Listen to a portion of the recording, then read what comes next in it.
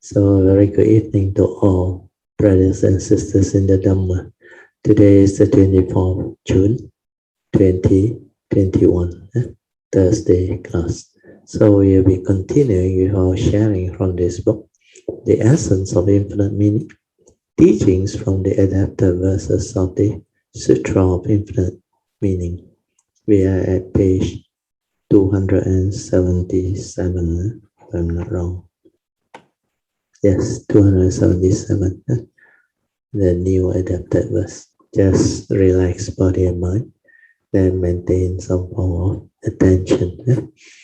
We will have our, as usual, half an hour awareness-based meditation. We are off the light now, then you can proceed with your meditation. To develop this awareness-based meditation is very simple when you understand.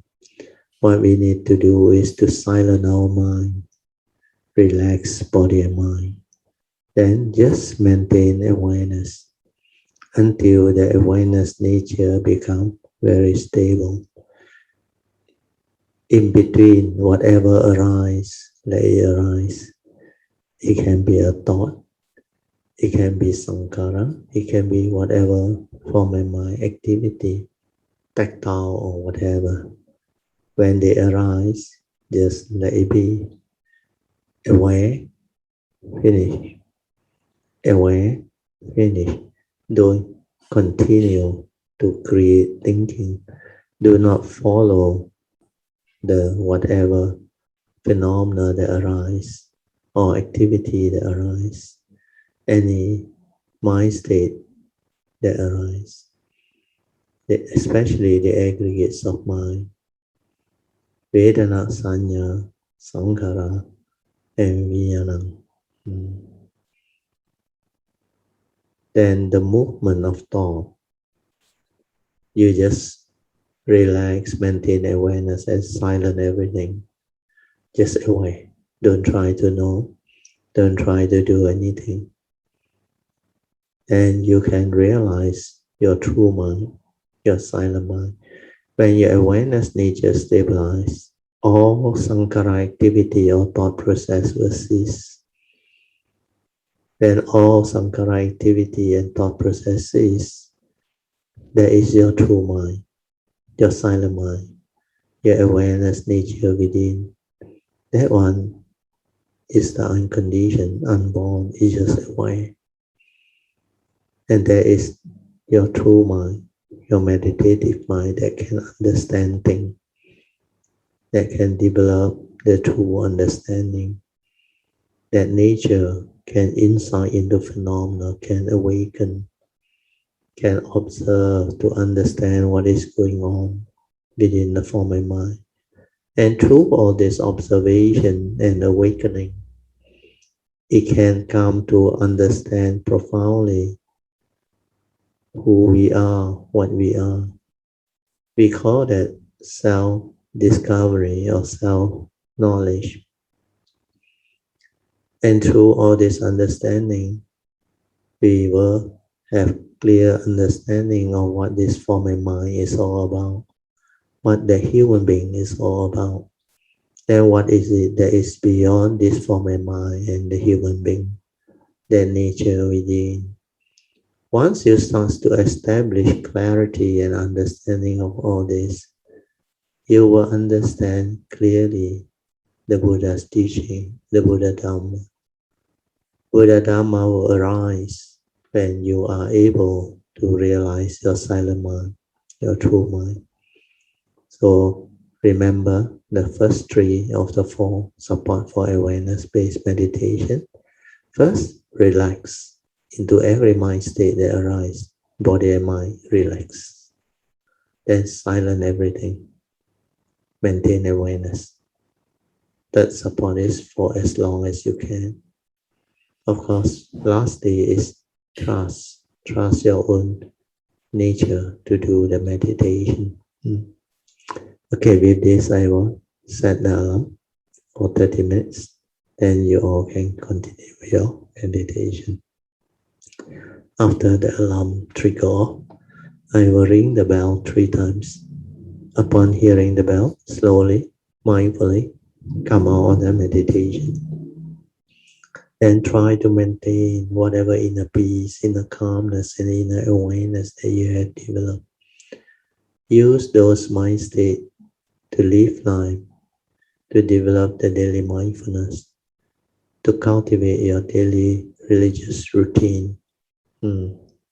This is how you can maintain the faith, the diligence, the sincerity to progress along the path of Dhamma. Okay, you can visit it. Then we shall continue from where we started, page 277. The adapted verse is from this book, The Essence of Infinite Meanings.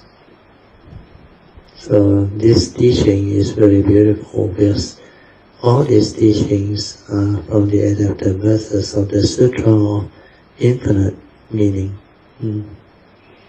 Okay, I will read on. The Dhamma is like water, which can wash away defilements. Whether water comes from the well, a pond, a stream, a river, a brook, a channel, or a great ocean, it can still cleanse. The Dhamma water that washes away defilement is also the same. Though varying in appearance, the nature of water is the same. So, too is the nature of the Dhamma. Though the appearances of water differ, all water can still clean. Similarly, Dhamma water can wash away afflictions and habitual tendencies. Thus, the Buddha turned the Dhamma wheel of the Four Noble Truths 3 times and taught that all beings or all things have always been empty and still.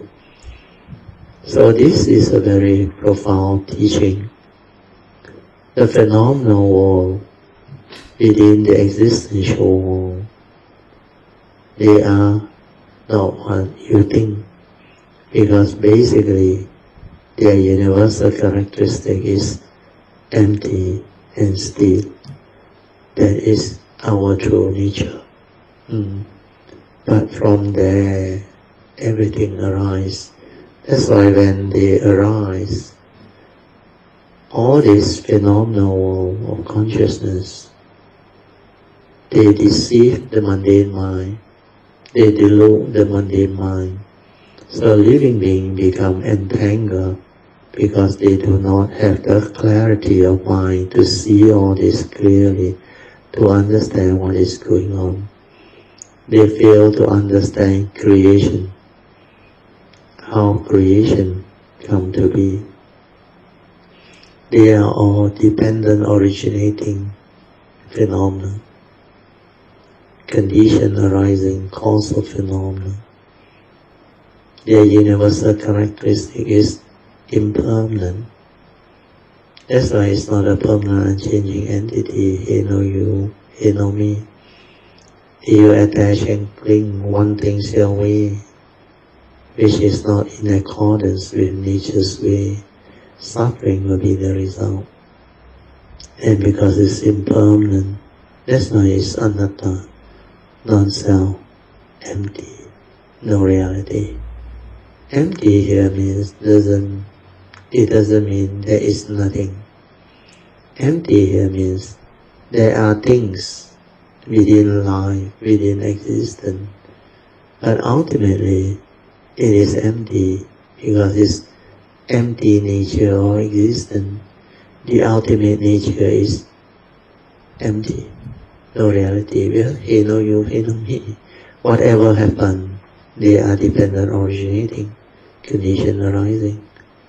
It arises, it sustains itself, and when conditions cease to be, it ceases to be. Then after that, no more, gone, dead and gone. There is no reality at all, that's why it's empty.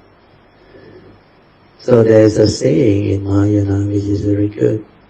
He said, when we come to this existential world, this universe, became empty-handed, 来也空, chi也空. Then when we leave this universe, when our form and mind disperse, we also leave without taking anything along. That's why you come empty, you go empty. Then why do living beings, through delusion, grieve over emptiness in between? So this is a very beautiful saying, but the Mandarin version, if you can understand Mandarin, is better. Because the way it is expressed brings out the meaning. When I was very young, I heard this in one of the swordsmanships. We call it the cinema show. The monks were chanting this Sutra. Then they came across this verse. There was a very powerful and aggressive swordsman, or I should say a very strong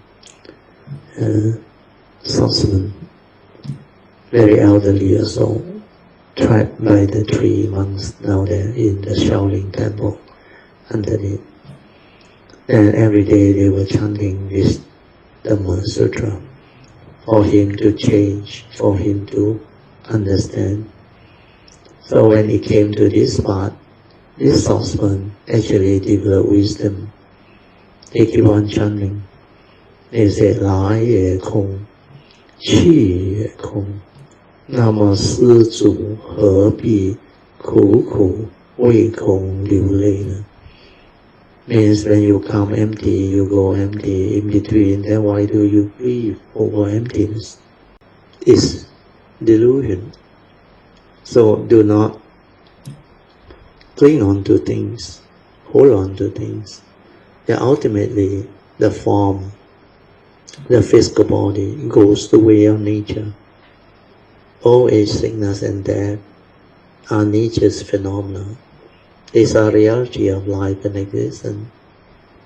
We need to experience them. We need to understand their reality so that we are not deceived by them, so that we will not deludedly cling and hold on to the form and mind, believing that it is what we are, that this is real. That's the reason why the Buddha, in his final summary of the First Noble Truth, he said, in short, he summarized all of suffering, he said. They arise because of our self-delusion. When living beings deludedly cling, grasp, and attach to the 5 aggregate of form and mind, thereby developing the aggregates of grasping, it will lead to suffering. The upadana khandas, the grasping aggregate, condition suffering. So when you have wisdom, when you have understanding, when you have insight into phenomena, when you have developed a clear understanding of the universal characteristic, then all this become very clear. Self-knowledge become very clear. Then we will clearly understand who are we, what are we, what is this form and mind all about, what is this human being all about. So when we analyze the human being as taught by the Buddha, he subdivided them into the 5 aggregate of form and mind, Namaru. Then we realize there are 2 aspects of the 5 aggregates of form and mind. One is as a human being. We have a physical body, which is the form aggregate, the physical form aggregate. Then we have a consciousness trapped inside. And this consciousness has the 4 more aggregates of mind. That mind, the mundane mind or the consciousness, can feel, can perceive, can arise activity of mind, sankhara activity, can become emotional, can develop mental states, mental formation, images. or whatever that the mind can do, the content of consciousness is Sankara. Then finally the mind can also become conscious. Conscious of what we see, what we hear, what we smell, what we taste, and what we tactily feel and think. So these are the four aggregates. Together with the physical aggregate of form, we have the first aspect of the five aggregates of form and mind as a human being. And according to the Buddha, these five aggregates of form and mind are impermanent. They go the way of nature. And because they are impermanent, it's not a permanent, unchanging entity that you can cling onto, hold onto, grasp onto, and say, this is me, this is I. Therefore, I can own all these things, all this can be mine. This is Sakaya Ditti, self-delusion, wake up. The form and mind is just a karmically conditioned vehicle and tool for us to come to this existential world, to live life, to experience life, to go through the karmic process, to fulfill our vows, and experience whatever we want to experience while within this existence. So make full use of it. Do not be deluded by it. This form and mind is for us to use. Understand this, see this clearly. Then you will know the secret of life, you will awaken. Then you will have no more problem. Yeah. So meditation is to uncover this secret. When you silence your mind, you maintain mindfulness and awareness, you can see them. Then the second aspect of the five aggregate of form and mind is, when you are mindful and aware, you can see. Because every moment when we are conscious, when we live life, we need to manifest consciousness. Every moment of seeing, every moment of hearing, smell, taste, tactile or thought process, this mental consciousness arises. So when they arise, if you are mindful, if you are aware, you can see the second aspect of the five aggregate of form and mind very clearly. We know we need a mind, we need sense basis upon contact, of course together with the sense data, the respective sense or consciousness arise. But when we are mindful, aware, in the midst of life, in meditation, then we can see all this arising clearly, how it happened, the dependent origination process, the 12 links, Paticca Samuppada as taught by the Buddha. And this is very profound, very beautiful. So when you see the aggregates of mind having this four ability of Vedana, Sanya, Sankara and Vijnana, then you also understand how the external form enters the mind through the aggregates of perception. This aggregates of perception brings the external form into the mind. So when these five come together, we call it a thought. This is what the second aspect of the five aggregate of form and mind is all about. It's just a thought. That's why if you grasp and cling onto this thought, the five aggregate, it becomes grasping aggregate. The Buddha called it Sakaya Ditti, self-delusion. That's how you suffer. That's how you entangle yourself. That's how you react to sense experience. You become emotional. You become fearful. You become unhappy. You think you exist. You think you are real. That's what the Dhamma is. So silence your mind, develop mindfulness to understand all this, to observe all this, leading to self-knowledge, self-investigations. When you look within, you are aware. Then you know how you function as a human being, how the mundane mind arises and create all these things. That's why the Buddha said, our mundane mind is the forerunner of all things. When mind arises, all things arise. And he called this the Mano. Mano is the mundane mind, the thinking mind.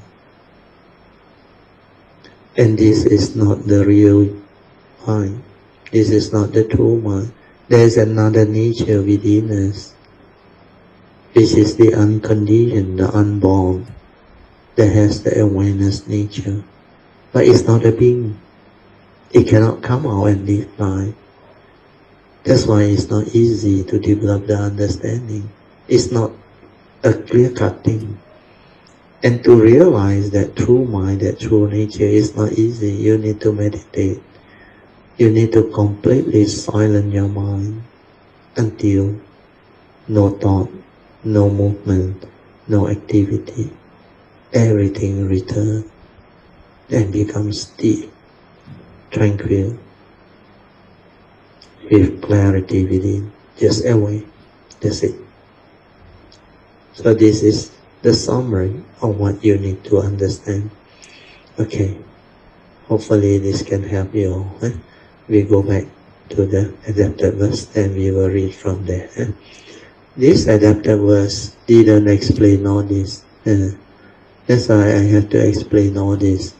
Why the Sutra of Infinite Meaning said, basically, when the Buddha turned the Dhamma wheel of the Four Noble Truths 3 times, he taught to living beings that all things have always been empty and still. So to understand this is not easy. It's very profound. That's why I need to explain it to you through the basic Dhamma or the essential Dhamma that the Buddha has taught us. And just now on is a very complete explanation summary. So hopefully you all, after the recording come out, listen to it, develop clear understanding, then meditate to realize it. You will become very beautiful. Then my nature will rejoice. Sadhu with you all. Okay, now we will read the commentaries. Where the water is from a well upon a river, the nature of water is the same. It can wash away filth and dirt. People's true nature is inherently pure. Yeah, this is very true. However, as it becomes tinted by habitual tendency, you see the author like to use the word habitual tendency because this is how delusion set in until it becomes so habitual. So tinted by habitual tendency, this true nature becomes covered and defiled, means clouded and defiled. Actually here the word you cannot understand. You think that nature can become defiled. No, that nature can be obscured, or they use the word clouded, just like the cloud. When they are there, you cannot see the sun, or the sun's ray cannot shine forth. That's why it's clouded, obscured. But the sun's ray is always there. That nature is always there, ever shining, ever radiating. That nature is undefiled. The defiled word is meant for the mundane mind. The mundane mind, through its own delusion, sakkaya get defiled. When it get defiled, means it has wrong view. It condition evil roots, make them evil. That's why the evil roots are the roots of evil. When you have the 3 evil roots of greed, hatred, and delusion, you become evil. The form and mind become evil. The mundane mind become evil. That's why mind is the forerunner of all things. Mind is chief. When you tend towards evil, the mind become evil. When you develop heedfulness, right view, right understanding, and tends toward wholesomeness, mind become wholesome, beautiful. Just as water can wash away filth and dirt,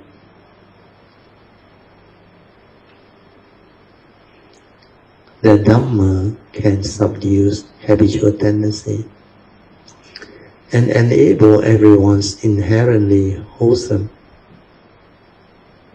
nature or true nature or true mind to appear. Our inherent true nature is very beautiful, very pristine, fully aware. Due to physical restrictions in its environment, there are different names and appearances for water.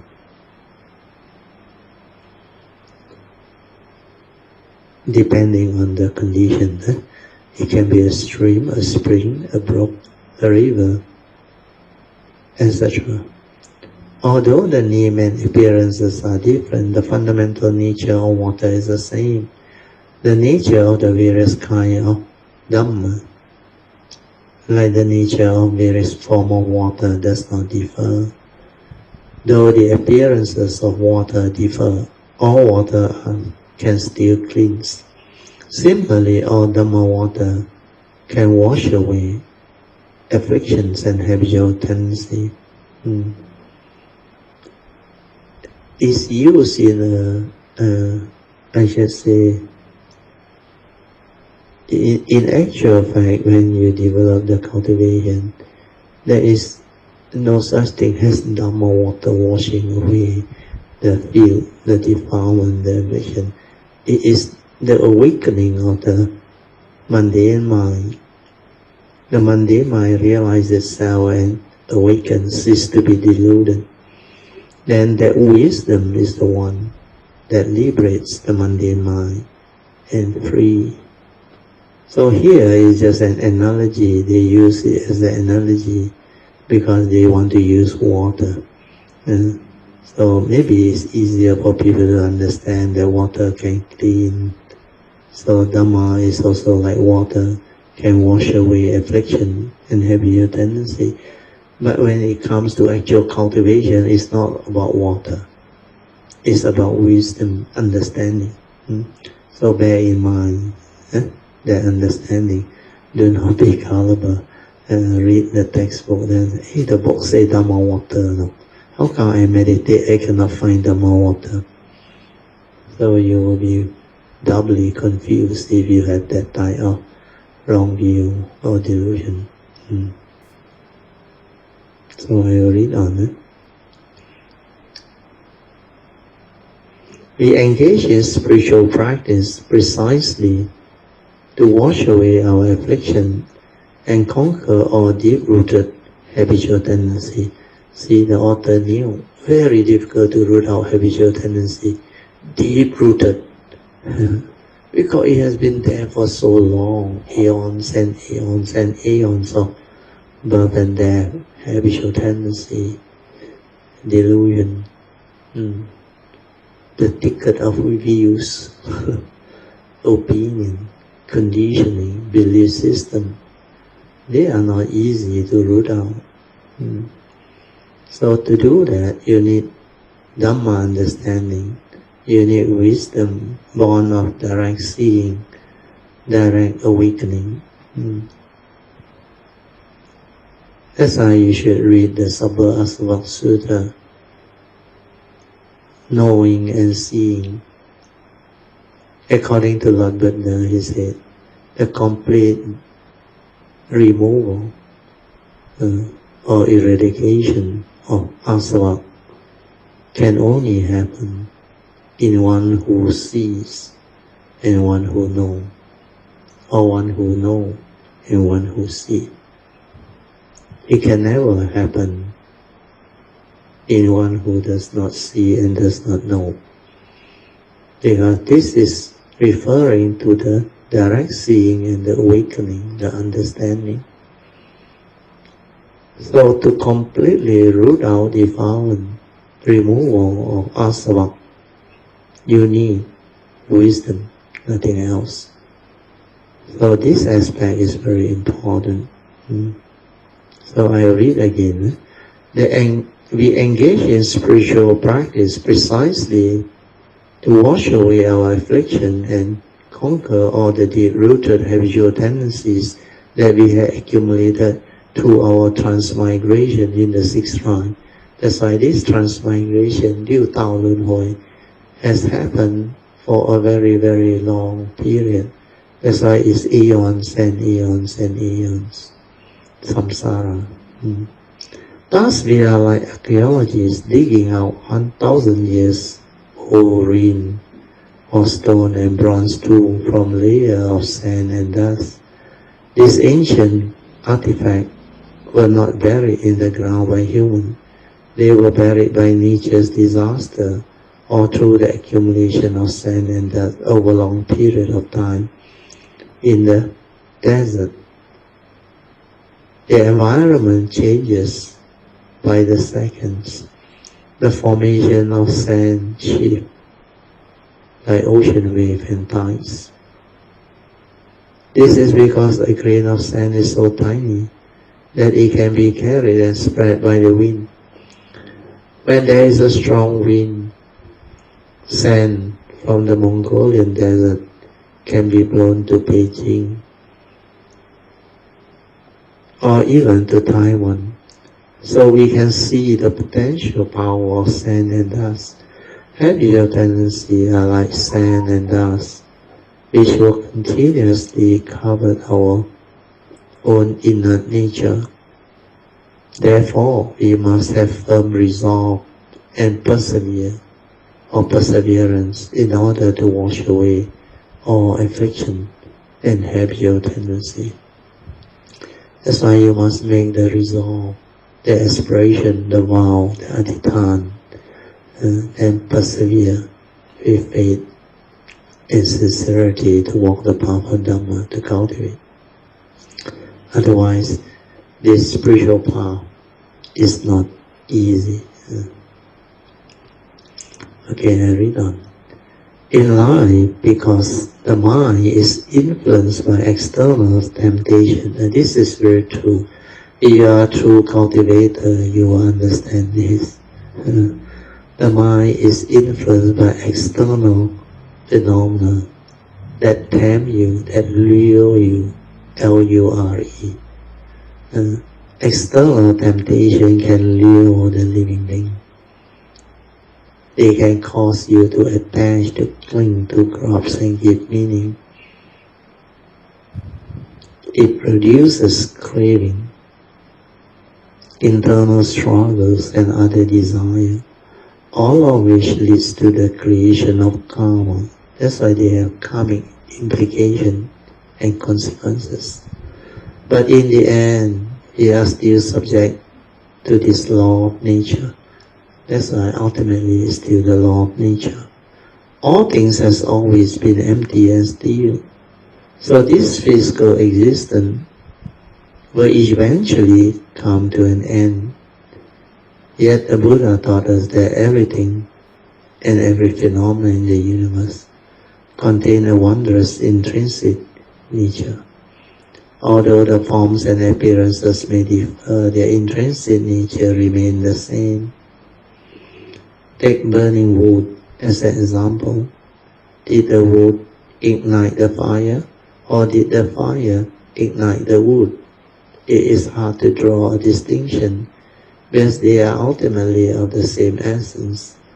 The Dhamma is truly inconceivable. Actually, wood is just wood. How do we know that it has the potential to produce fire? Even in ancient times, primitive man knew that they could ignite a fire by rubbing wood sticks together. So it is clear that humans inherently have wisdom. Wisdom is not something that only arises after hearing the Buddha Dhammas or the Buddha's teaching. We all have this wisdom. So after the Buddha attained enlightenment, he simply hoped to guide sentient beings back to their inner nature. That's why you must realize your true mind, your true nature within. That is why he taught the Four Noble Truths and expounded the 12 Paticca Samuppada. is the law of dependent origination that explains clearly how our mind functions. The cyclical existence, dwelling of cyclical existence. So the teacher Samappada, or law of dependent origin, is very profound, very important. When you see it clearly, you awaken. Because everything is dependent, originating, condition arising, causal phenomena, not what you think. Empty and still, ultimately. His purpose was always for us to penetrate the truth of life, is the reality, and thus form aspiration to actualize the six perfections of paramita in all action, so that we can enter and experience the true Dhamma. This is very true. Huh? So the purpose of the teaching is always for living being to penetrate the truth of life, to see truth, to see reality, to awaken to the universal characteristic. Then after that you form aspiration to walk the Bodhisattva way, to actualize the sixth perfection in all actions, so that you can enter and experience the true Dhamma way. So these are very beautiful description of the teachings and the cultivation. So we are at the next adapted verse.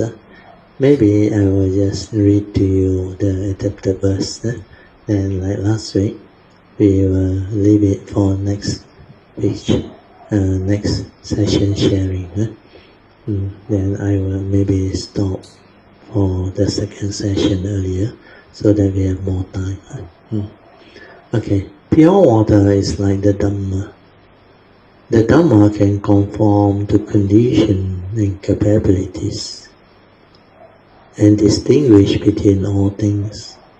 Thus we realize that pure wisdom is in all places, and encompasses all things. A stream, a river, a spring, and a well, all have different names. The nature of the water is the same, it nourishes and eliminates defilement. However, the three Dhammas, the four fruits, and the two paths are not the same. So all this, they are very beautiful. Basically, Dhamma is very beautiful. So if you look at Dhamma, the understanding is the teachings of the Buddha. That's why we call it the Buddha Dhamma. But what is Dhamma? Actually, Dhamma is truth. And truth is the nature's law that governs life and existence. Whatever that can explain the way things are is the truth. That's why he taught us the Dhamma, the essential truth that we need to understand. So Dhamma is very important. So pure water is like Dhamma. Here the description is very good. Then this Dhamma can conform to conditions and capabilities, and also distinguish between all things. Thus we realize that pure wisdom is in all places and encompasses all things. So this is a very beautiful description of Dhamma. Then I would like to add on, maybe this is for your own understanding. In fact, we need Dhamma to have wisdom. We need Dhamma to develop understanding, so that we understand life, we understand who we are, what we are. And Dhamma is like our spiritual solution, or spiritual medicine that can help humanity or living beings overcome all of their life problems and situations. It can help us understand life, live life to the fullest, experience life to the fullest, and give meaning to life. So without Dhamma, suffering will be the end result.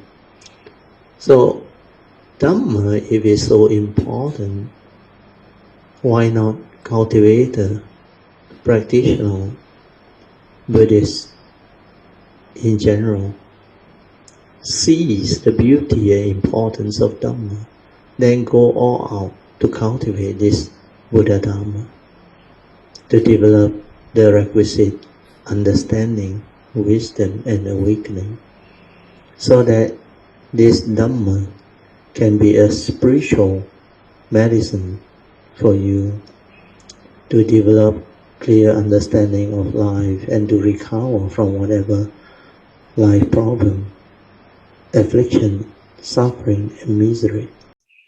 The best solution is to awaken to the teaching of Dhamma.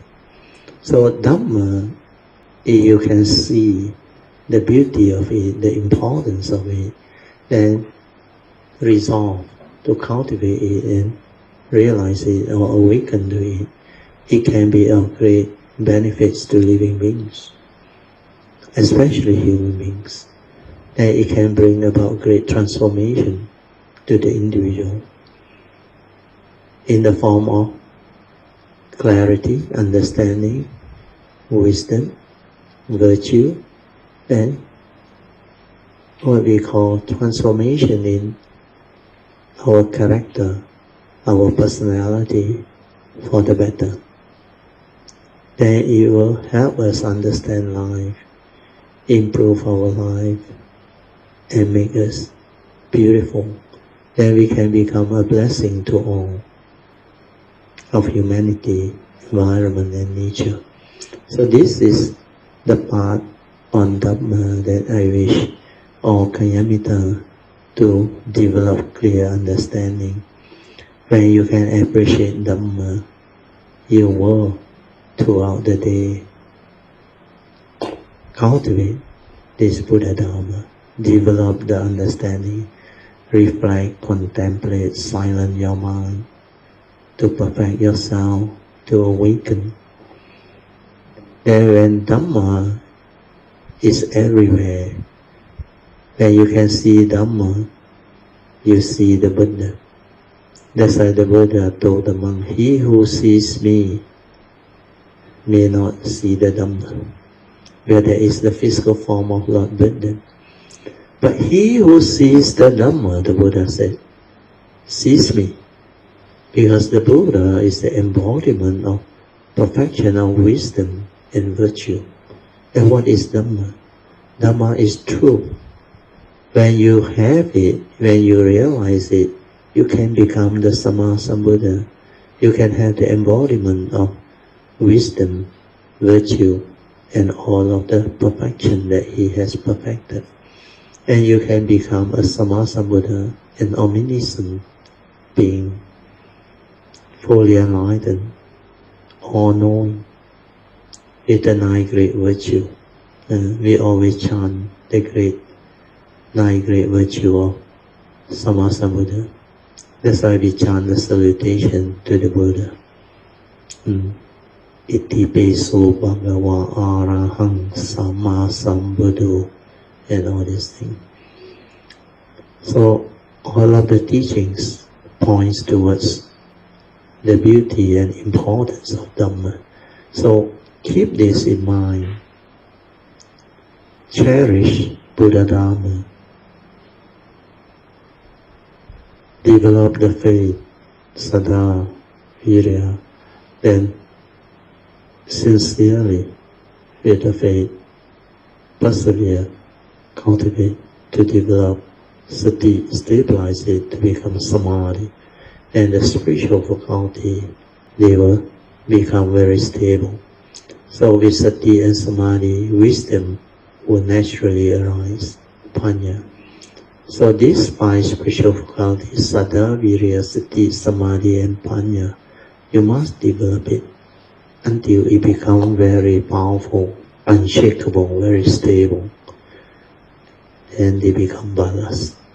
So I have helped you to put it into the rounds to the yellow card, the 4-page yellow cards. So if you go through, you will find them. And even in our chanting book, we also help you to make the aspiration until the spiritual faculties become unshakable through invoking power, merits, and all these things. Okay, so with this, maybe we can end our sharing, and we will continue with the second session. Okay, we will open up for meditation reporting and Q&A, and also maybe Dhamma sharing, Dhamma in daily life.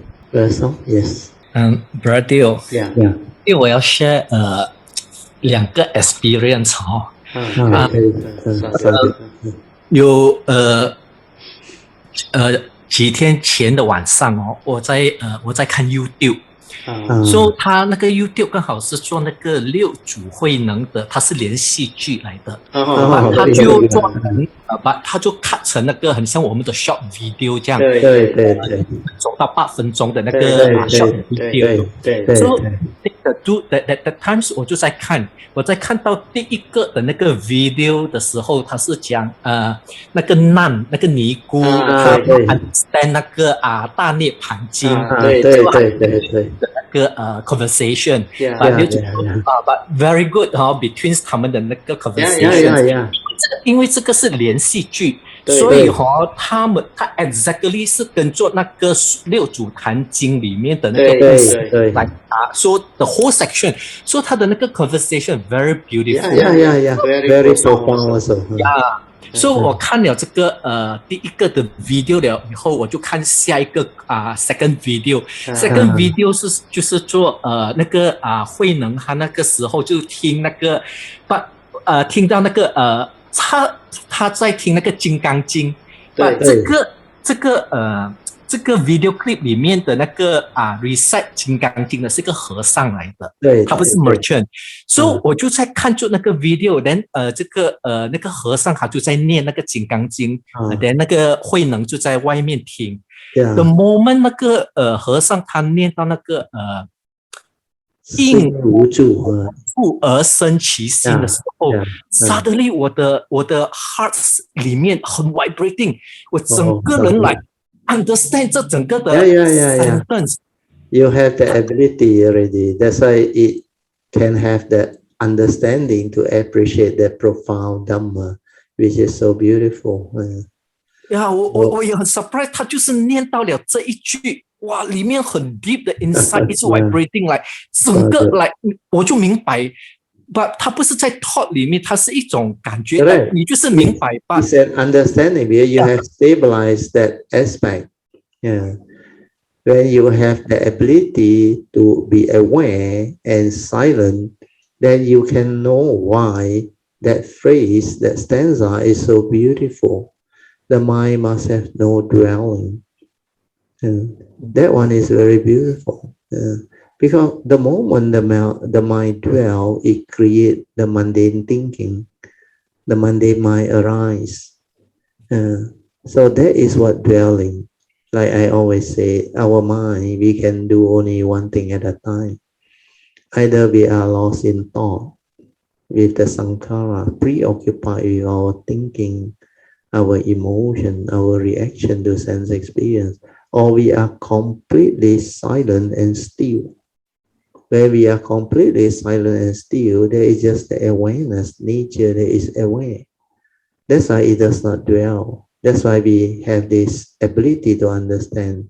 It's only the specific phenomenal awareness, means the true mind is aware of specific phenomena. Or when it's completely silent without a center, then it is in the oneness nature. That it has the ability to be aware of all things. If you want to know, it can know. Otherwise, it's just still, silent, away. So all this is the result of cultivation. understanding, transformation. That's why you can have the ability because you have gone through quite a lot. And all these are very beautiful. In fact, if you really go and listen to all this very attentively, it can bring for a lot of understanding and wisdom. Even the dialogue between the nun and Huineng, at that time, I remember it was so beautiful because the nun actually initially, when he came to know who Huineng is, she was like very disappointed and unimpressed. Because Huineng said he is illiterate, he never go to school, he doesn't know the word. He showed him that Sutra, that Huineng said, I don't know how to read. Then he said, you don't know how to read, how can you understand? And how can you teach? He said, if you read to me, I can understand. So Huining later on explained to her, Dhamma is not words, it's not concept, it's not sutta. It cannot be understood by pure learning, intellectual learning. You need understanding, wisdom to awaken. But these are truth. These are reality which is beyond mind, beyond thought. Then he gives some example, I remember. Then they were very beautiful. You go through that one is very meaningful. Then later on, when he listened to the Diamond Sutta expounded by the fifth patriarch, oh, that part was very beautiful. That part is on the nature, all about that nature and the understanding of the purpose of that mundane mind. This mind, he said, you must know how to use it and yet not deluded by it, not deceived by it. Oh, that one is the most profound. That's why at that time, my nature also become very, very different. There was so much joy and the profoundness of that teaching. In fact, the author who wrote that thing may not understand what that deep meaning is, that profound meaning is. But for cultivator who have the understanding, it's so beautiful. That is what the Dhamma is. Ultimately is to realize that this mundane mind is karmically conditioned for us to come and to live life, to make use of it, to live life, to arise within the conditioned world. Because duality exists within the conditioned world. Dhamma exists within the conditioned world. Law of karma exists within the conditioned world. The conditioned world recognizes relationship. That's why there is birth and death. There is always sickness and death. Then there is living beings. There is human being. Then there is life. There is existence. There is Dhamma. So everything like exists, which is true basically. That is what the teaching is all about. But when you awaken and realize the ultimate unconditioned reality or truth, then you realize exactly like what Kuan Yin under the Heart Sutta mentioned, in true emptiness, all this that exists in the conditioned world didn't exist because that is the unconditioned. That's why in the Heart Sutta, when you recite it, you will understand there is no contradiction. So all this is possible. Sadhu to you, Rasam. You will go through all this. You will start to go through. Then you will see the beauty of all this.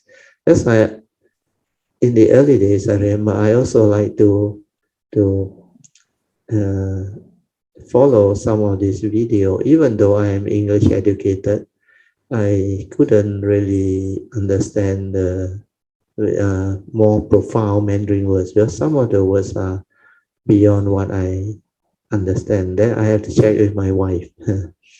Then when I asked my wife, I only want to know the meaning of the word. I don't want to know the explanation. I know the meaning. Once I understand the meaning of the word, then I will know whether it's the truth or not. Then the profoundness of that truth become very clear to me, because my nature already awakened to it long ago. So what I need is the meaning of the beauty of that Dhamma, means the actual understanding of that description, the words. Because the Dhamma, the truth, my nature has awakened to in the past from its past life cultivation. That's why this life, when I encounter truth, my nature straight away can understand. And also the way I give is the way I receive. Yeah, this is law of karma. You reap what you sow. That's why I receive truth very fast. I awaken very fast. Then I can understand things very fast. So all this will be reflected as you go through the path of Dhamma, the cultivation and all those things. So for you, you are going through all this, and you will continue to experience more and more, and it will become more and more meaningful, more and more profound. Then when that thing stabilizes, you will be able later on to share and express it out.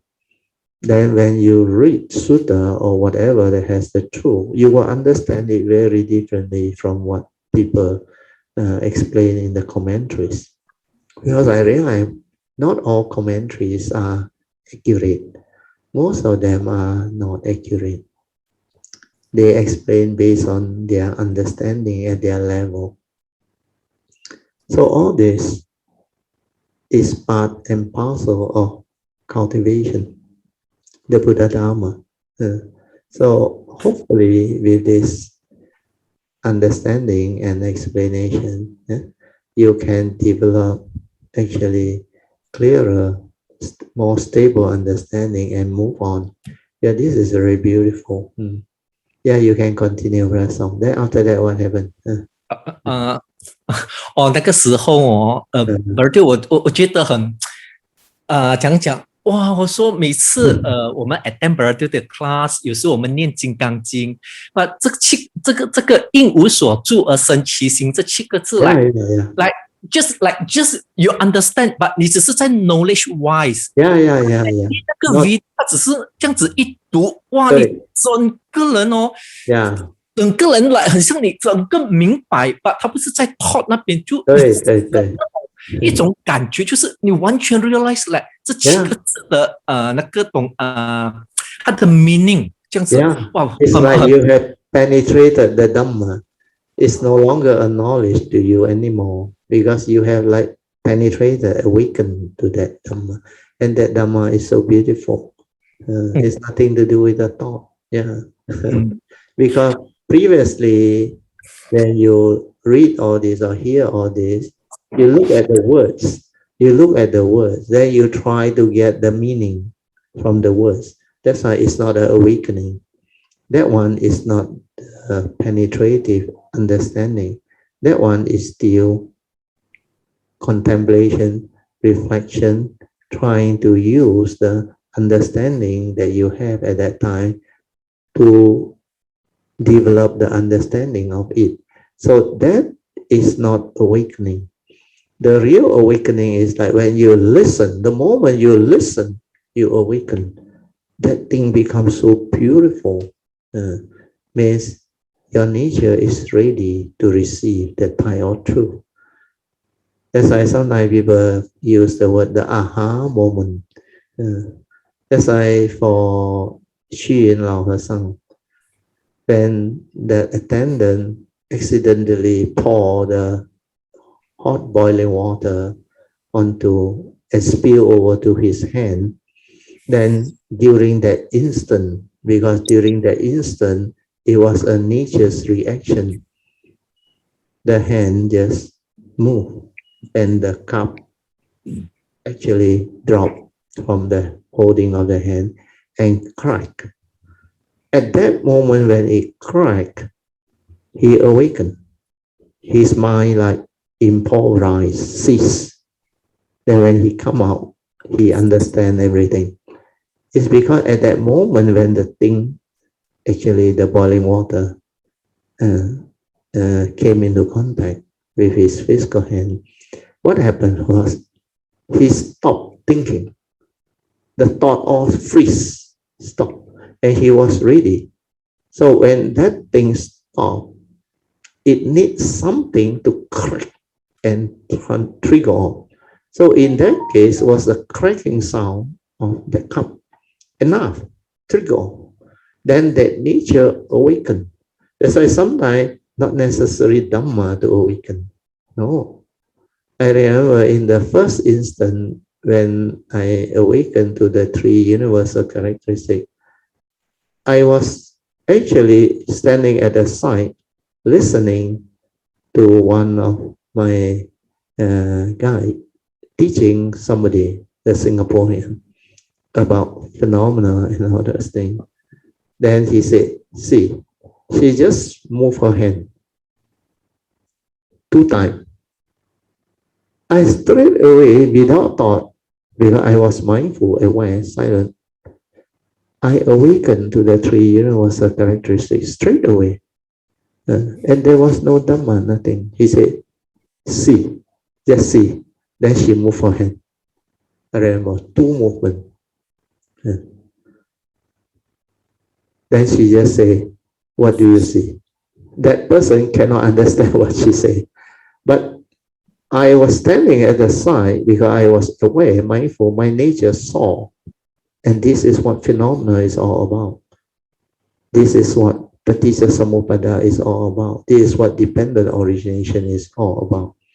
Condition arising, causal phenomena. Arise already, exist. Then it move again, exists. That's why the come and go. Then if this is like that, it can apply to all things. All of the phenomenal world is the same. All of nature's characteristic is the same. That's why the phenomenal world of form, the phenomenal world of consciousness, everything become very clear. So a lot of things in cultivation, even Ajahn Chah also same. he also went into the stillness and silence, and the mind went in after he heard some drum vibration or what the celebration in the village somewhere. Yeah, he was doing his walking meditation and all that. Then he was completely silent. Then all of a sudden that thing triggered off. Then he went in. And then the mind went into cessation. Then when he came out, he just understand the Dhamma. Yeah. So the way people become enlightened or awakened can be in very varied form. Even during the times of the Buddha, you have many examples about monks, nuns, and all those things. There was one nun, I remember, he was washing her feet as she poured the water because she was so mindful and aware. Before the water reached the end, she became an arahant. How come that is possible? Then there was one monk who can't even remember one stanza. The Buddha gave him a white cloth and asked him to clean it up. Then he realized the more he wanted to clean it up, the more dirty it became. Then he suddenly also awakened and became an arahant because he realized originally that cloth that the Buddha gave to him was already pure. Pure means that true nature. But when he used his own, like mundane mind to try to clean it, the more he do, the more dirty that cloth become. Then he realized the defilement comes from the memory, comes from the brain, the accumulation of knowledge and all those things. Then he realized the truth and awakened that he no need to do anything, silent, to realize that nature, then the mind return to its original state. That's why a lot of very profound awakening, they happen not through listening to the Dhamma. They happen because of their unique way of cultivation. Then like Sariputta, he heard the Dhamma and he became a Sotapan when Asaji recite those things. So most of the monk during that time is through hearing the Sutra, especially the fire sermon. Everything is burning, the eye is burning, consciousness. So when you have the Dhamma, this one can awaken very fast. But there are some who has to go through different means and all this thing. So you will experience all these things. You will go through and come to know what your nature is, what are your unique character and feature and past training. Then you will see how it unfolds. Then you will also gain understanding. And you will understand why all these other people can also awaken. This is the beauty of the Dhamma. So this part is for you. So also maybe putting there. So as they cultivate, they will know. So listen to all this again. Then it will give you more understanding and faith. In fact, today's sharing is very good. Even the explanation of inherently everything is originally still and empty is very beautiful. Although you may think that it's the same essential Dhamma that I go through, but the way I present it this time because of condition is very different. It just come out on that. I didn't plan anything or prepare anything. It just happened. So for you, it's good. So this is the correct way to actually develop it. So you can continue, continue with your sharing. Yeah. 然后第二天早上的时候，我又在 continue 看那个 video clip，说他就做到那个神秀跟那个慧能的那个 four stanza，说那个这个 clip 是在讲那个小和尚他们就在那个 kitchen 里面 recite 那个神秀的那个stanza，就是身是菩提树，心那四个 ，the moment 他们一 recite 哇，我的里面就开始在 vibrating 了。然后过后这个慧能呢就跑到了那个 temple 后面的那个墙那边，他就叫旁边那一个人帮他写他的 stanza。当那个人一写菩提本无树的时候，他说。bro 很 strong 的 vibrating， 我整个人变成一个 vibration， 只是在那边一直 vibrating 了。然后他就一直写，我就一面看，哇，就一直在 vibrating 整个那个。Because of the understanding has become more stable, more what we call more clearer to you. That's why it show out, it express out, like you have penetrated this Dhamma. And it's like that. That's why your nature can actually feel it. Then there is this deep joy. Then there is this deep understanding. So 当他写到何处惹尘埃的时候，哇，那个眼泪流出来。That is the ultimate. Because originally it was empty. Where can the dust alight? So if you understand the two stanza, Shen Xiu and Hui Neng, you look at how Hui Neng actually tear apart Shen Xiu's poem. Actually, Shen Xiu's poem is not that bad, but he has not awakened. He has reached the what we call the gate of enlightenment, but he cannot seize his mind to realize it. That's why the fifth patriarch knew. He said, not bad. He said, this stanza, you all can actually follow it. And it will develop a lot of understanding too, and also what we call parami too. So he asked the monk to, the fifth patriarch asked the monk to actually recite it and learn from it. That one is actually at the stage of the Theravada tradition's cultivation. He said the body is like a Bodhi tree, San Ru Puti Su, which is very true.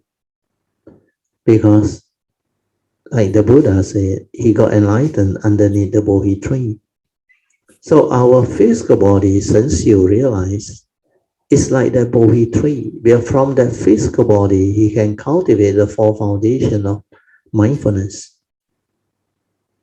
Kaya Nupassana, Vedana Nupassana, Chitta Nupassana, and Dhamma Nupassana. That's why he said our body is like the Bodhi tree. And the Buddha also mentioned very clearly, he said,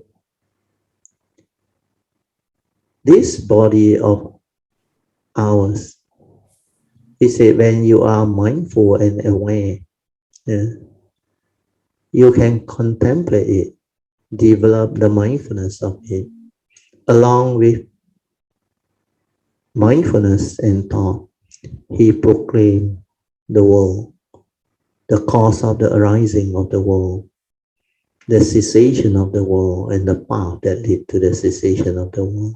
Means, since you knew what the Buddha was trying to explain, that the physical body, this phantom length body, along with perception, mindfulness, and thought, I proclaim the Four Noble Truths, the world, the cause of the arising of the world, the cessation of the world, and the path that leads to cessation. So he knew this is the four foundation of mindfulness. So he said, our physical body is very important, which is very good. Then he said, our mind is like a mirror bright on a stand. That one, he got it wrong. Well, that is the mundane mind. He has never gone beyond the mundane mind. That's why he cling on to that mind. Then he said, we have to constantly, continuously polish this mundane mind until it shines, so that no dust can alight. So to him, this is cultivation. So this is like the Theravada level cultivation. He actually followed the advice of the Buddha, avoid all evil, do good. But he doesn't understand what purification of mind is, because he didn't develop the mindfulness, the daily mindfulness. So to him, he only maintained awareness or that type of mindfulness according to him. He didn't develop the stability of daily mindfulness. He didn't know how to relax, maintain awareness, silence everything, because he hold on to the wrong mind. Means he want to be constantly aware, ever mindful, but not knowing that this constantly aware, ever mindful is a silent mind that is silent to observe and to awaken, not to do things, not to look at duality, defilement, not to every time want to maintain that alertness, that awareness, so that no dust can alight. Means like polish until it shines, until that mundane mind, nothing can come near. Means you are caught in duality, one-sided duality. So the moment Huining hear the stanza, the poem, he knew he has not realized the true mind. He doesn't understand what the true mind is. That true mind is the silent mind, that true nature within. So he came out with another poem to tear him apart. Then because of his wisdom, he said, Puti Peng Wu Su. Bodhi, enlightenment, is not a tree. It's nothing to do with concept and all those things. It's an awakening. It's a wisdom. That's why Puti Peng Wu Su. Then Ming Jing Yi Fei Tai. He said that is not the true mind. The true mind has nothing to do with the mirror bright understand. The true mind is just that nature. Then he said, within the true mind, originally there was no duality, no word. 本来无一物. So if you have realized that nature, that is the unconditioned, it's just that nature is not a being, it cannot talk, it don't have word, it don't have concept, nothing. That's why originally it was empty. 本来无一物. There was nothing inside there where you cannot talk about it. You cannot describe it. So that was the true mind. 本来无一物，何处惹尘埃? Then how can the dust and light? That the dust come about through your mundane mind that create the duality. When you create duality, then dust arise. Wholesome and unwholesome arise. Defilement and non-defilement arise. So when you are caught in this, then like the stanza that the Buddha spoke, Imas means sati idang hoti. Imas means asati idang ahoti. Sensiu didn't understand. That one talk about duality. He said when this arise, that arise. That is what duality is. When you create as opposite, means defilement, means automatically whatever is not defilement is wholesomeness. So you want wholesomeness, you don't want defilement. But both of these are duality created by the mundane mind. So how can you cultivate this way to cease it? You can't. But when you create one, the opposite automatically manifests. That's why imas means sati, idang hoti. When this arise, that arise. Then the Buddha continued, he said, imas means asati. When this ceases, that ceases. Means when you don't create, both the duality never exists. That's why Huining knew. Originally it was empty. If you don't create, where can the dust align? And that one bring about profound understanding and awakening. That's why when the fifth patriarch read that, he knew Sensi was not ready. And he straight away went to the kitchen and looked for Huineng and told him, of course, the way they talk is like camouflage. The words are camouflage. Then Huineng knew that the fifth patriarch invited him to come over to hand him the patriarchship and all those things and the final teaching means the mind seal. So I think maybe the night sun he went and see Hong Ren, the fifth patriarch, and received the patriarchship, the bow and the robe, and also the insignia, the teaching. So that's how that sixth patriarch platform sutra becomes so meaningful and so beautiful. And my nature can understand this straight away. The moment I heard that poem, nobody taught me. Nobody described and explained it to me before. No teacher, nothing. The book also never write like that. But my nature awakened and I knew what that thing is.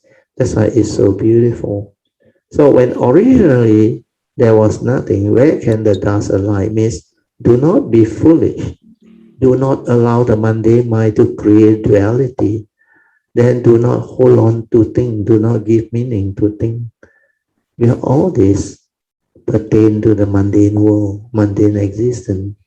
Within existential world, duality exists. Life exists. Living being exists. All this exists.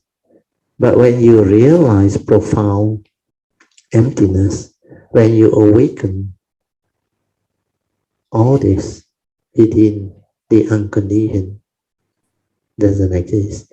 That's why in true emptiness, there is no such thing. So this is the profound meaning. So you should reflect, contemplate, and go deep into it and develop your own understanding. So initially, it's like what you have gone through, like, wow, so beautiful. Yeah. But you should reflect and contemplate until you can come out with your own understanding.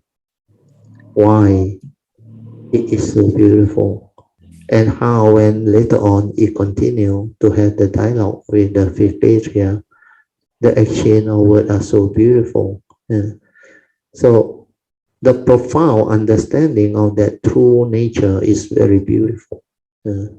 Then it clearly explains what the mundane mind is and what that true mind, that true nature is.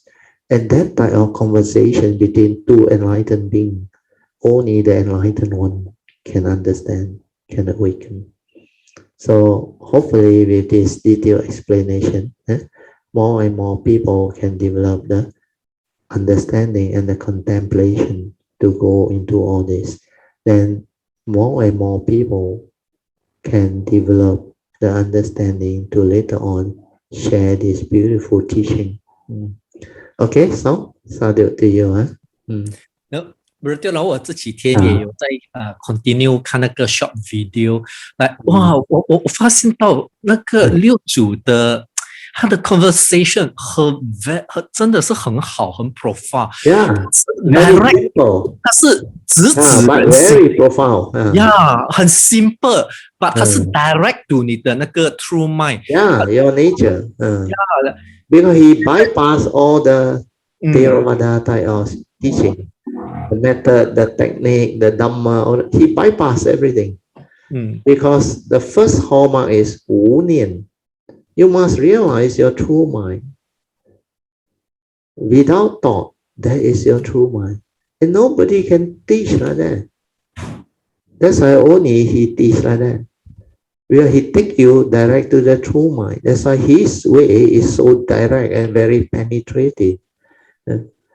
And he bypassed all the so-called initial teachings. Because the initial teaching of the Theravada tradition, the essential Dhamma, all the things, they are so beautiful, so meaningful, but they are all thought-based, understand, knowledge-based. So that one need reflection, contemplation, inquiry to stabilize. Then finally to awaken, you need the turning. You have to silence everything. To insight into phenomena to awaken. Because without mindfulness, without realizing the true mind, you cannot meditate. You cannot awaken. You cannot understand. That's why his three hallmark is very beautiful. After you penetrated the no thought, realize your true mind, then only you can develop the daily mindfulness, the silent mind, to develop higher wisdom, to realize the no mark. That no mark of a self cultivating, no mark of others, and no mark of life existence and Dhamma is very profound. It's not easy. That one is, you have to realize true emptiness, to realize the no mark, the dwelling and all those things, of course. The silent mind that observe and come to understand, like I explained this earlier before we start, at the beginning. The whole thing, you have to understand it very clearly. And then that teaching becomes so different. Then after you can clear the no mark, you are already very, very different. Your cultivation is already very, very advanced. Then to reach the stage of no dwelling is not easy. You need to go the Bodhisattva way, and I think for the mundane mind to collapse is not easy. You need to have parami and all those things. So all this, don't worry, it will happen. That it depends on the individual's cultivation, their understanding, their perseverance, their sincerity, their trust, and also that what we call faith. Faith is very important. So all these are very beautiful. So more and more Kayamita are moving into this direction of cultivation. That's why my sharing also, I realize I'm going into all this in a different manner, in a deeper manner. Then all the explanation that I develop and explain now is very easy to understand, because there's a lot of clarity. Because basically most of you all have already developed the initial basic understanding and stability of mindfulness and cultivation to have that condition to receive all these type of teachings. So all this will prepare you all for the next retreat. The next retreat is going to be very, very beautiful, and a lot of things is going to happen. So very good. Sadhu to you, Rasong. You can continue. What else? 比如我们在上那个六祖坛经的 class 的时候，当你在做 explanation 的时候，那个 dharma 很像只是在那种intellectual 的那种 level。那我这一次我在看这个 video clip 的时候，他们的那种 conversation， 哇，尤其那个六祖慧能他的那个 explanation， 因为我可以明白 ，and 他是 direct to 就是。then 我就明白了whatever 那些人每次来跑来 advise 他的，因为如果他们不能够 realize 这个 true mind， 他们就会 caught in 的那个mundane mind， 在 mundane mind 里面就有这个 duality。我们有 duality 的时候，我们就会有 question 了的。Yeah, that's why Sun Xiu, when he teach them the Noble Eightfold Path, is all thought based. That's why when the sixth patriarch under the exchange with one of the disciples, he said, how did your teacher Sun Xiu teach you? Then after that, the sixth patriarch explained, no, Noble Eightfold Path is not like that. Nothing to do with all those things. So the disciple was shocked because what they learned is knowledge, thought-based, Dhamma, not the profound teaching. The profound teaching of Noble Eightfold Path is very different. The right view is based on the penetrative understanding, awakening. Means the three hallmarks of awakening, you must at least clear the first hallmark. Otherwise, you cannot have right view. And when you have right view, it's not about how to continue to arise the right thought, right speech, right action only. All these are still the initial cultivation. Without wisdom, without the stability of understanding, the Noble Eightfold Path cannot become a part of you. You cannot have the embodiment of the Noble Eightfold Path. You need the initial wisdom, Yoniso Manasikara. So when that one arises, then naturally the four right effort fall into place.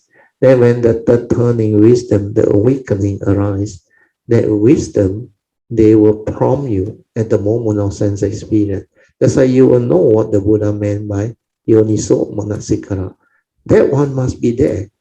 Whereas what Sun Xiu taught them one is to use memory, to use Dhamma knowledge, to try to overcome.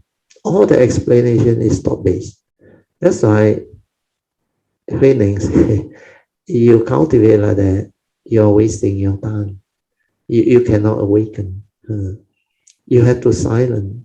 You have to observe. You have to awaken. Then only all this become possible. Then you have to reflect, contemplate until very stable. Then from inside, it come out from you. That's why the whole understanding of the awakening is so different. So if you cannot understand the real function of the awakening, how can you teach people? You cannot. There is no way.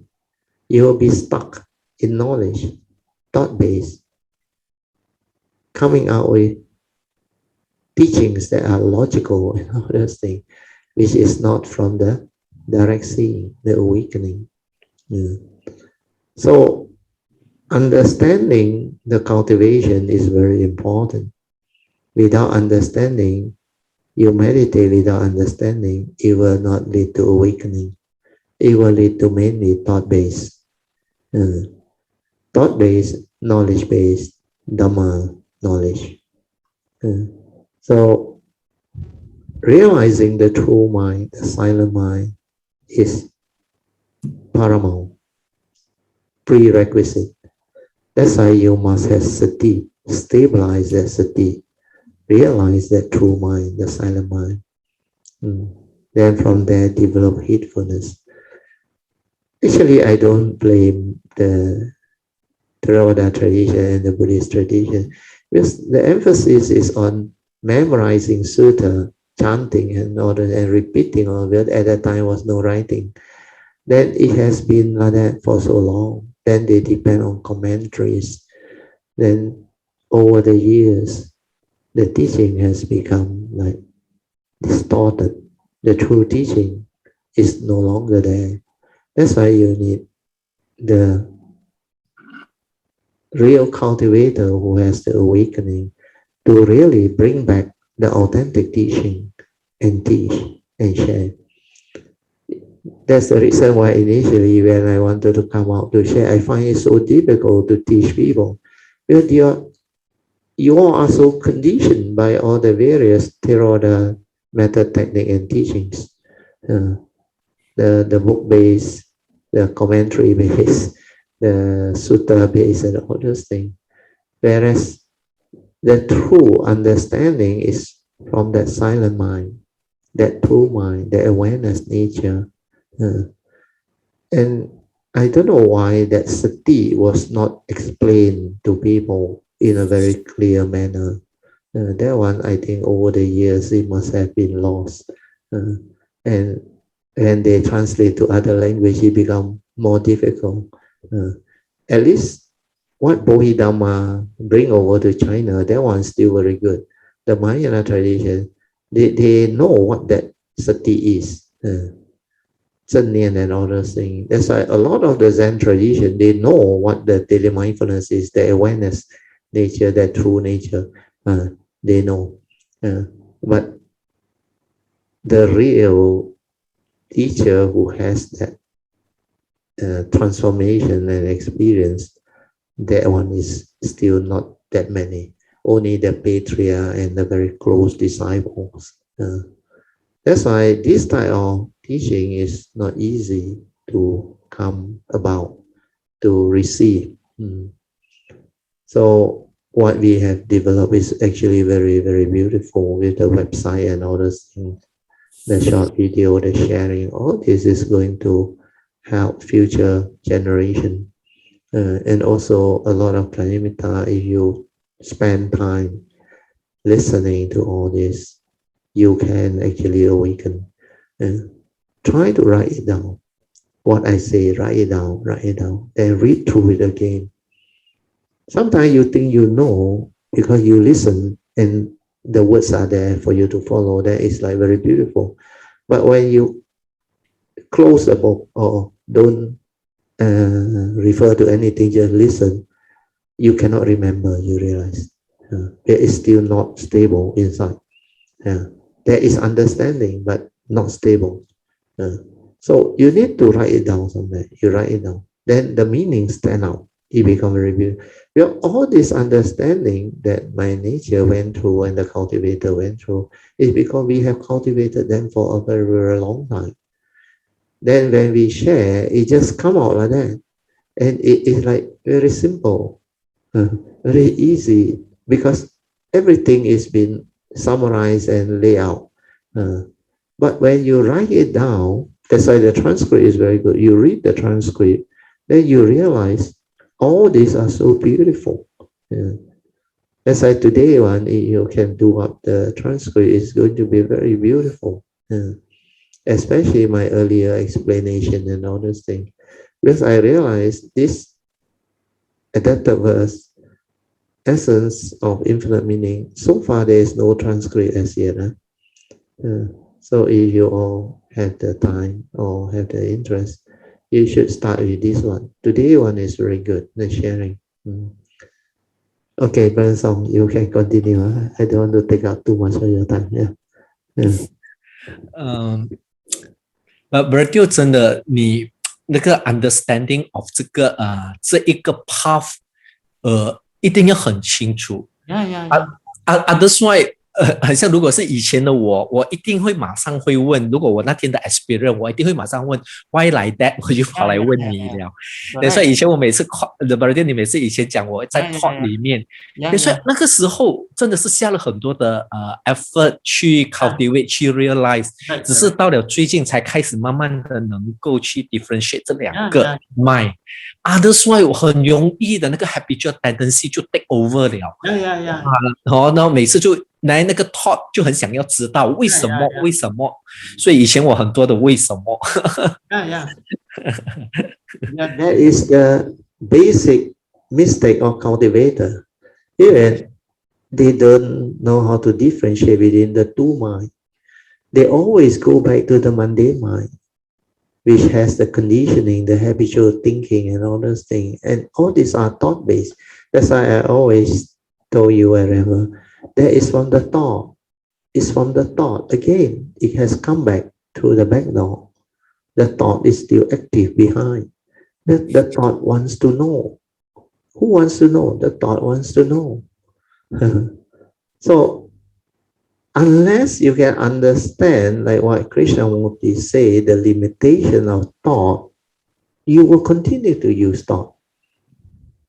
Then, unless you can understand the danger of how thought divide and create duality, concept, through concept and words, then you will never stop using thought.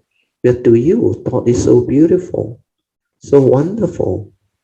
But thought has its purpose, has its place. Because to come to this existential world, to live life, you need thought. It's an instrument for communication, for expression, for learning the technical thing, the arts, the science, and all those things. But when it comes to psychological emotion, you cannot use thought because that is a waste of energy. It will create stress, negativity, or energy. So thought has its purpose. Memory, thought are respond to memory. All this, it has its purpose, but not to apply it to psychological problem. Psychological problem need Dhamma medicine. But to study technical, science subject, mathematical subject, IT, everything, you need thought. Because without thought, the logical mind cannot function. And the logical mind need to think. And you have to think with clarity. That's why the four bases of success will ensure the mundane success. You have those things. So if you know how to develop them, the first one is passion.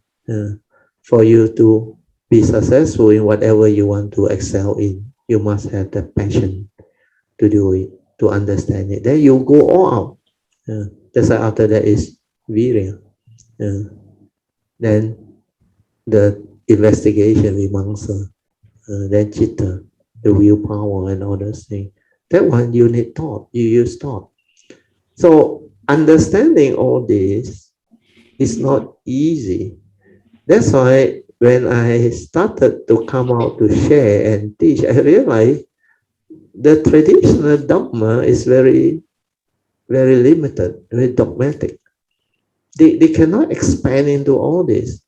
So that's why I knew acting according to memory, Sutra knowledge is not acting at all. You need to develop insight, wisdom, awakening. Then only you can penetrate all this. And to penetrate all this is not easy. You need the silent mind. And this silent mind I have been trying to teach for so long. Only recently, only the last few years, it starts to take shape and root. Then like what you mentioned last time, you still cannot understand that a lot of questions come from that thought. Because basically, that thought process is the mundane mind. You cannot differentiate between the two mind, the two nature, develop clear understanding, then you cannot really free. So for your case, song is very good. But do reflect, contemplate, and realize the big difference between the mundane mind and the true mind. You must have clear understanding of these two minds. Otherwise, you will fall back to the mundane mind. Like you say, habitual tendency, deep-rooted habitual tendency, even you also realize that it's not easy to root out all these things. Then you must combine what I share with you in Krishnamurti's teaching. It's very good. Krishnamurti, he explained why thought is limited, but he didn't go into the detail. I explain it to you. What is thought? Basically, when we are with the true mind, it's just spacious awareness. There is no content of consciousness. That's why thought cannot arise. There is just an awareness. But when you come in from memory to perceive, then it bring in the external form, then your views, your opinion, your conditioning go in, the condition, the content of consciousness go in, then it create a thought. Then this thought is limited because whatever you come to perceive, you shrink that pure awareness, consciousness into that limited field, like the Buddha image. You zoom into that. Then that content of consciousness with your views, opinion, conditioning, and comments, that views go in. Then it become a thought. So that's why that thought is limited. That thought is egoic because it comes from delusion. Not until you are enlightened, you don't know how to use thought. That's why the user of thought is very important. So when the user has Dhamma, has wisdom, then thought become right thought, wholesome thought, beautiful thought. And then you can use thought. Then thought become your friend. No more problem. Otherwise, it will condition attachment, craving, clinging, grasping, sakkaya ditthi. Then you always revert back to thought because that is the only instrument that human being understand. So see all this clearly, understand all this clearly, then you will never revert back to thought.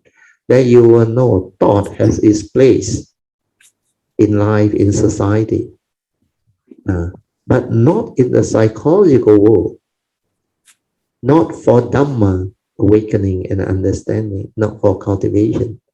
Cultivation, you have to realize the truth which is beyond thought, beyond mind. So you must understand all this very clearly.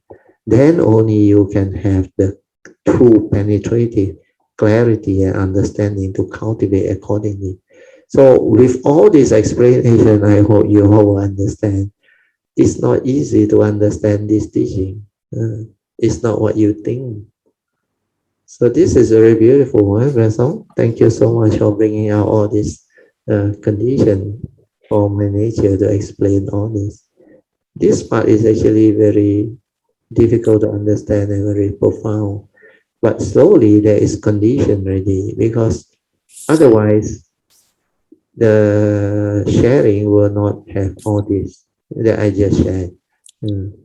This is for you to understand why the mundane mind has its limitation, why it's limited, why it's egoic, why you cannot use it to cultivate Dhamma and apply it to solve your life problem, psychological problem. You cannot. If you use that, you die. You act according to memory, then you don't act according to understanding or wisdom, then you don't use yoniso manasara, then your whole cultivation go haywire. That's why people use intellect, knowledge, Dhamma knowledge, to try to practice Dhamma. You can't. So all this will become very clear. Okay, so Sadhu brother. 今天的很好。其实我觉得我们每个感恩米他一定要 put effort， 就是要有 faith 的那个 understanding 去 cultivate。所以当我们在 meditate 的时候，其实我们就是在 train 那个 mundane mind to be silent， 就 train is 其实是在 train 我们的那个 silent mind。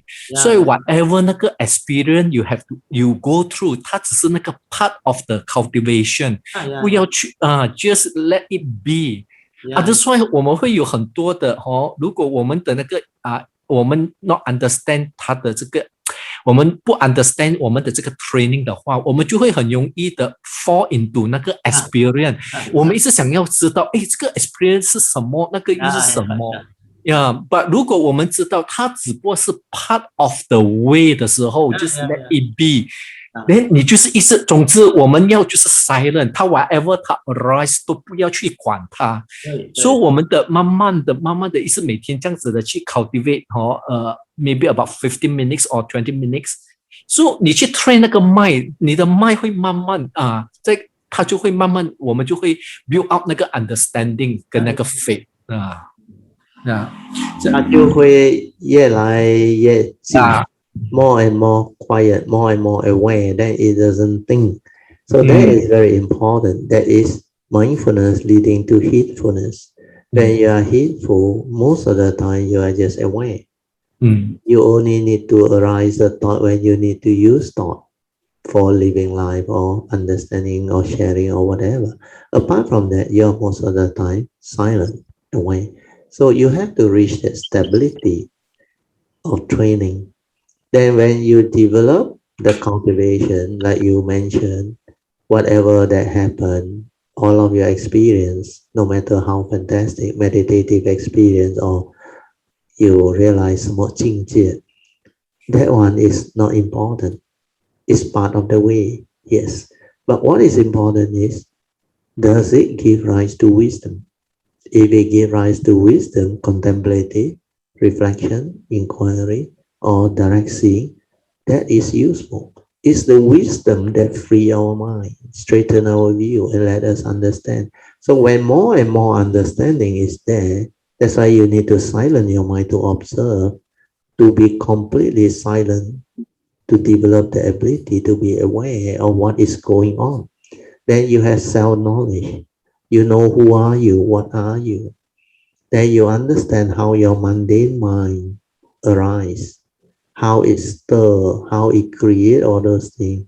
Then what is thought, the limitation of thought, how thought divide and create all this conflict, misunderstanding, then the evil root of it.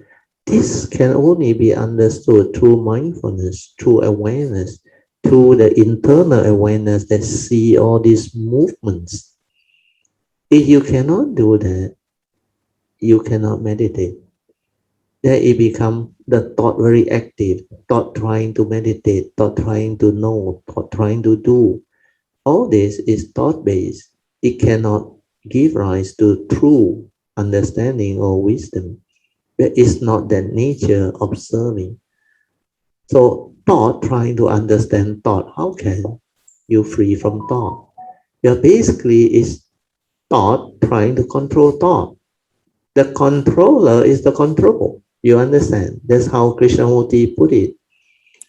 The controller, which is thought, is trying to control anger, emotion. But anger and emotion is another thought. Understand?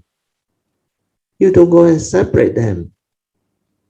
Because when you are aware, then you see clearly the delusion of thought. Because thought cannot go beyond thought.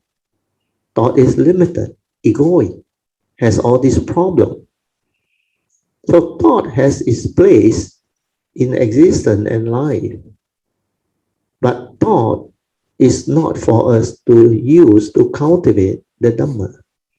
Because thought cannot penetrate beyond thought to realize the Dhamma that is beyond thought, beyond mind. So thought-based meditation, thought-based knowledge does not serve much purpose. It is not an awakening. It's not Dhamma, the true Dhamma. It's not the real cultivation. So see all this, understand all this, then you become very different. So today's main sharing is we are going deeper into the cultivation. Because unless you truly understand what the cultivation is, you all can still be trapped at the mundane mind thought level. Because the mundane mind is the only instrument that people understand, and they use that a lot. That's why you need to reverse all this through the training of the mind to be silent, to be aware, then you can see how it stirs, how it arises, how it becomes emotional, fearful, insecure, frightful, how the views, opinion, the conditioning come in and create conflict, misunderstanding. Then you start to understand why the Buddha said mind is a forerunner of all things, why mind is chief. When you give attention to the wrong thing, then the defilement, the asava become more and more. The unarisen one arise. Then the arisen all proliferate and become more and more powerful. But when you pay attention, the Sabha Asava Sutta, when you attend to the Four Noble Truths, the three turnings, the Dhamma, understanding, then you realize the asava cease to be. The unarisen one cannot arise because you are basically contemplating, reflecting, and silencing your mind to develop wisdom, the Dhamma understanding. That's why when you pay attention to Dhamma, when you reflect on the three turning on the Four Noble Truths, when you cultivate the Noble Eightfold Path, when you cultivate the essential Dhamma, all these are right attention. Means you apply the thought to the right thing that you're supposed to develop understanding. You are not paying attention to negative thing, emotional thing, frightful thing, insecurity. That's why all the faith, when it's no more there, the faith, then you will develop the opposite: fear, worry, anxiety, doubt, sorrow, lament. These are all mental hindrance. And mental hindrance arise because the spiritual faculties are not there. So all this understanding you must have, then understand it clearly, write it out, so there is no more knowledge. Initially, you need to learn the teaching, you need to learn, then try to put it into practice. When you put it into practice, initially the thought base keep on coming in to interfere because the thought is very active. It's so conditioned, habitual, and all that. Then you need to continue to relax, maintain awareness and silence. That's why that part is very important. If you don't do that, you cannot realize the true mind. You cannot develop the stability of the awareness. Then you cannot do anything to your thinking mind, the mundane mind, where the heedless think a lot, whereas the heedful never think, very seldom, most of the time just aware. So heedfulness is the path to the deathless. So you have to train your mind to be heedful. To be heedful, you must be aware, stabilize it, then make it ever mindful, then use it to cultivate. So all the essential Dhamma fall back into place. So when you understand all this, your cultivation should be done with understanding. Follow all these steps. Relax, maintain awareness, stabilize that, then become ever mindful, then use it to cultivate the three turning of the Four Noble Truths, the essential Dhamma, everything. Then constantly listening to the Dhamma, reflect, contemplate, develop the faith, Saddha, then arise the initial wisdom, Yoniso, Manasikara, then Sati, Sampajana, the 10th step of Avijja Sutta. So all this will fall into place. They are all connected, linked. So this understanding is very important. So like what Song want to explain is very beautiful because maybe now for your case Song, you have not developed the stability of clarity or understanding. That's why you cannot put into words. But you know basically what is all this. So if you experience anything or whatever arises during cultivation, always remember it's part of the way. As long as you are sincere, you have faith, and you persevere, the Dhamma will unfold. So don't go and create doubt, worry, am I doing it correctly? All these are mental hindrance. Have faith, be sincere, then persevere. Just do. Then continue to silence your mind, observe, dwell in the Dhamma, attend to Dhamma, the three turning, the Four Noble Truths, the essential Dhamma. So all this, the daily routine, everything that I teach you, the daily mind, you will progress. You will become very beautiful. Okay? Yeah, so Sadhu, huh? I think we can Sadhu, yeah. It's already 10:43. Yeah? Thank you so much, Song, for bringing out the condition. Yeah? So today, one, listen to it. it can help a lot of people. The cultivation is all there, the understanding is all there. So slowly write it down and develop the clear understanding.